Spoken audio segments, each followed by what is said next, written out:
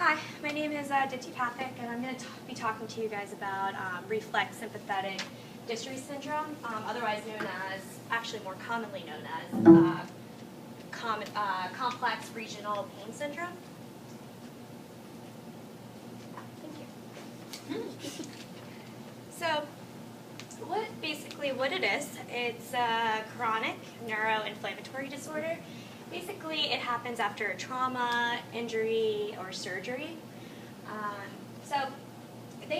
Usually the patients that have this will describe this pain to be painful as the injury itself. So it's pretty severe. There's actually two different types. There's type 1 and then there's type 2. Type 1 usually is without a nerve injury. Usually, when you have the trauma, the nerve isn't damaged. Type 2, the nerve is actually damaged, which you could see it to be a lot more complicated. So I have a little chart here that I grabbed from nids.nih.gov. It's a little graph here that kind of tells you the differences, type 1 versus type 2. Something that I can see here is that bone atrophy is more common in the type 1 when the trauma didn't actually cause the nerve damage compared to type 2, which you don't really see that much bone atrophy. So it's a little, differences, but there are very similarities in the symptoms. So a little bit more about it. So again, like I was saying before, it is ranked one of the most chronic pain syndromes that exist today, according to the McGill Pain Index. So if you see this little chart that I have here, it's different types of pain that have been noted. Bruise, fractures, phantom limb pain that we've talked about before, labor, amputation, chronic back pain. You see all this, childbirth. So CRPS is actually one of the top ranked ones out of that, which is really insane, I think. So it's something to keep in mind that this is what these patients are feeling, and it's when we're going to be treating them. So majority of adults, that's ages usually from 35 to 55. It's more commonly in women. Women have it 3 times more than men do. You'll rarely see it in elderly people or children.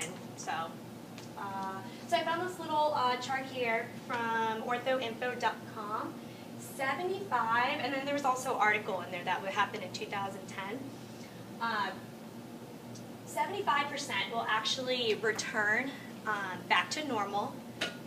There's 15% that moderately, they are moderately disabled, and there's 10% that are permanent, which, is a little bit. It could be bad there. So earlier the better. So the treatment, if you can get the treatment done early, you'll see it to be more effective, and the person will come back normal to near. So some of the signs and symptoms, these people will feel that overwhelming burning sensation. That's one of the top ones that you'll see. It's like that fire burning type of feeling. Hot, the skin will become just really, really bruised, mottled, meaning it's like patchy, discolored, thin, shiny, has red spots. Then there's a lot of other things that come into play. Muscle spasms, you'll see them tremoring a lot. They're really sensitive in that area. And overall, they can be sweating because their sympathetic system is just out of whack, basically. And concentration, memory loss, you'll see all that type of stuff. So here you go. It's just kind of like some pictures here to kind of see the difference. You can see this hand's a little bit more swollen and red, and probably a little bit of tremors going on. And then here you go. Just hair changes, nail changes are another symptom that you'll see. Their nails will tend to brittle, things like that. And decreased range of motion. That's some of the stuff that we should be worried about since we're going to be treating these patients. So again, here's just a little bit, just a chart that I found on this website here. It's just things I just talked about: motor, vasomotor, sensory. All these components, all these systems are affected. Like I was saying, temperature, skin color changes, some of the stuff that I just kind of talked about there. So pathophysiology, so with this disorder, a lot of people don't know where it's unknown. The cause is still unknown to this day.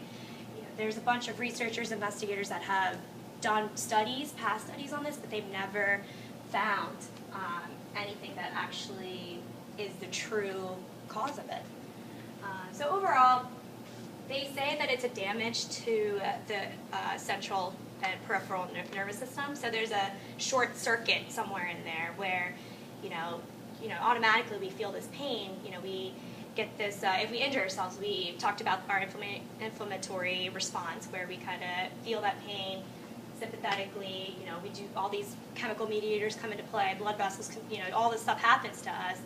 And these people just, it gets here. So if you see this little chart here that I've got up, they don't tend to, say they go in a circle. So, you get the injury here, and then after the injury, it goes, sends a signal to the brain, there's something that just happened, and then after that, all the spinal cord and everything, it inflames everything, it makes everything red, and then this is where they get caught up in the circle thing here. If you see here, it's a little, they go into this cycle of pain and swelling. It doesn't, their mind doesn't keep everything, it doesn't go back and help everything. It doesn't, when the inflammation and swelling happens, it doesn't necessarily finish the process, if that makes any sense. So yeah, over here I just wrote dysfunction and pain signals. They're constantly feeling that pain because it's not going back and it's receiving that it's being healed. And abnormal inflammation response.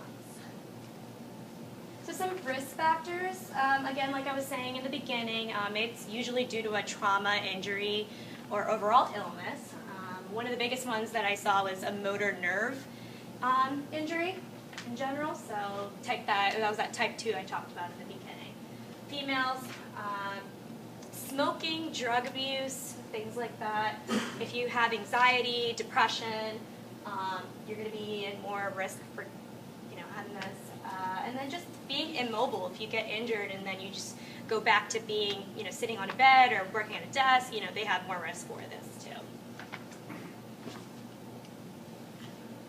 So there is the course of the disease. It goes into different forms. There's 3 different stages. First is the acute.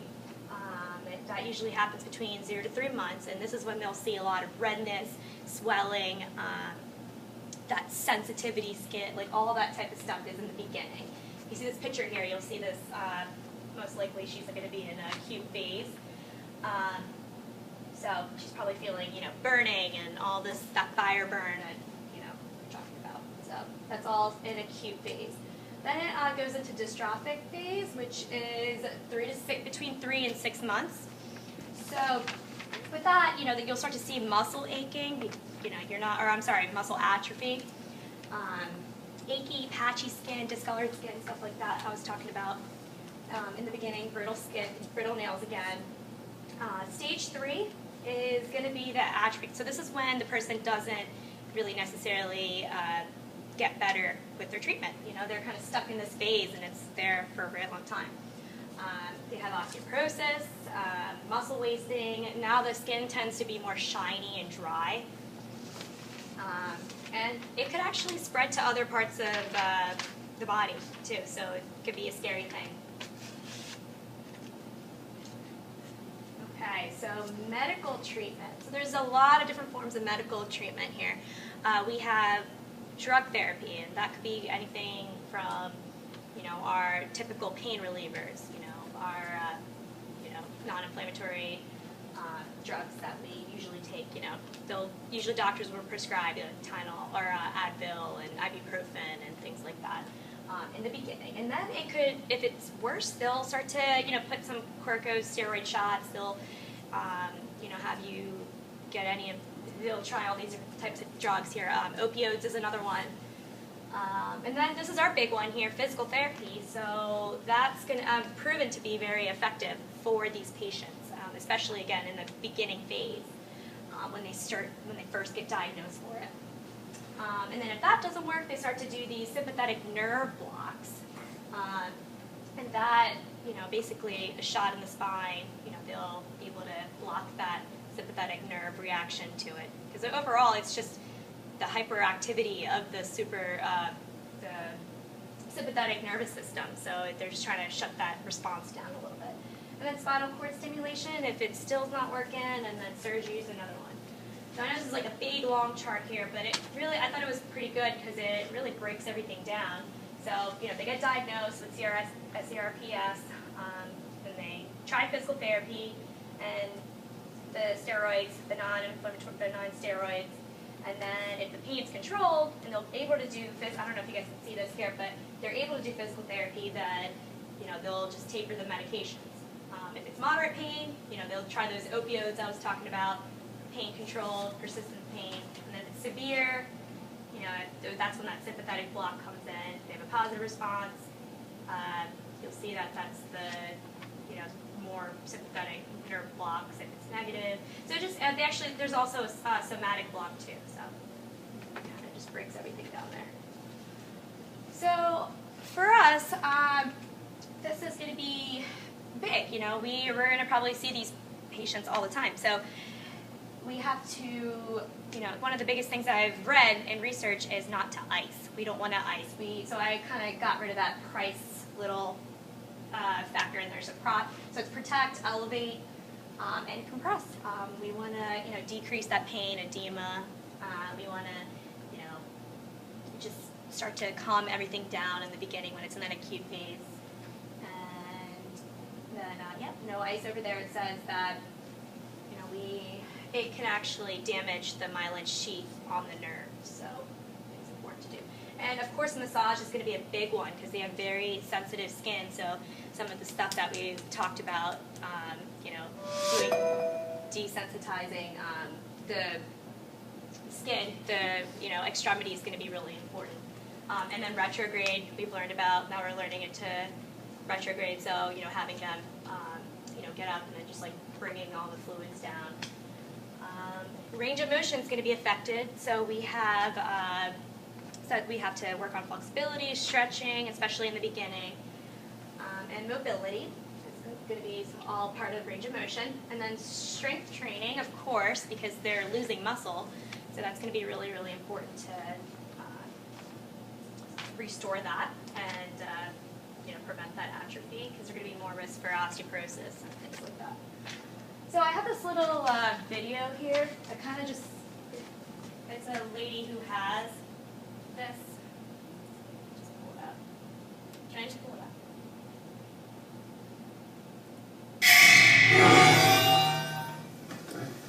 Hi, my name is Kathleen McGill, and I have reflex sympathetic dystrophy, also known as chronic regional pain syndrome, CRPS. And most people have no idea what it is, including, unfortunately, doctors, nurses. There's over 6 million of us in the United States alone, but people don't want to talk about pain. They don't want to be perceived as weak or helpless. My pain is throughout my body. It started in my jaws and has since spread to organs and to the rest of my body. And it is literally like being electrocuted over and over again throughout the day. And it feels like someone poured gasoline on me and lit a match.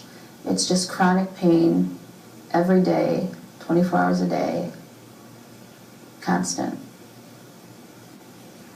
November is RSD CRPS Awareness Month. The reason why awareness for CRPS and RSD is so important is because we need doctors trained in the field so that they'll understand what we're going through. Most emergency room doctors have no idea what RSD is. Many doctors in hospital do not understand what RSD is. And we are literally burning for a cure. My skin burns 24 hours a day, and we need a cure. We need researchers out there trying to figure out what will end this horrible disease.